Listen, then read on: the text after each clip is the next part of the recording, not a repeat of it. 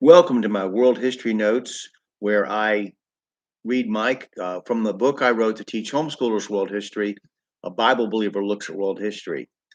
You can find the book on lulu.com, amazon.com, or at the Bible Baptist bookstore, or just follow me here.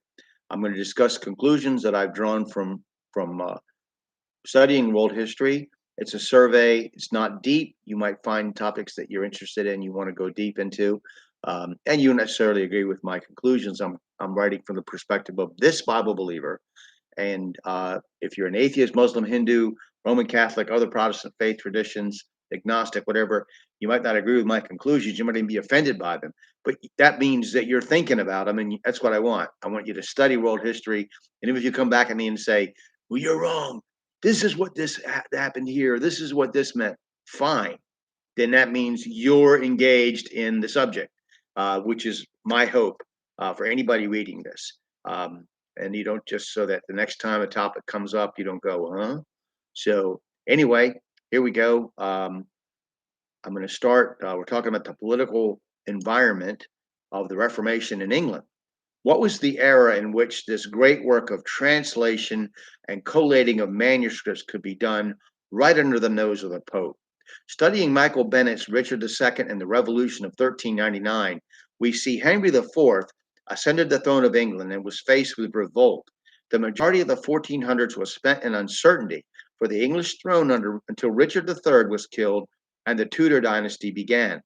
Archbishop Arundel in 1407 had declared that church law was supreme over all secular laws, and the Roman Catholic Church was growing stronger in 15th century England. However, even before Wycliffe's death in 1384, monks were reporting with alarm that his preachers were spreading their anti clerical ideas all over England.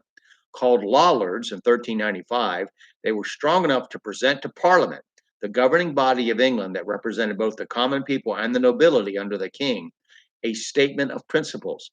They did not believe in clerical celibacy, according to Durant, transubstantiation, image worship, pilgrimages, prayers for the dead, the wealth of the church, confession to priests, ceremonies of exorcism, or the worship of, quote, saints.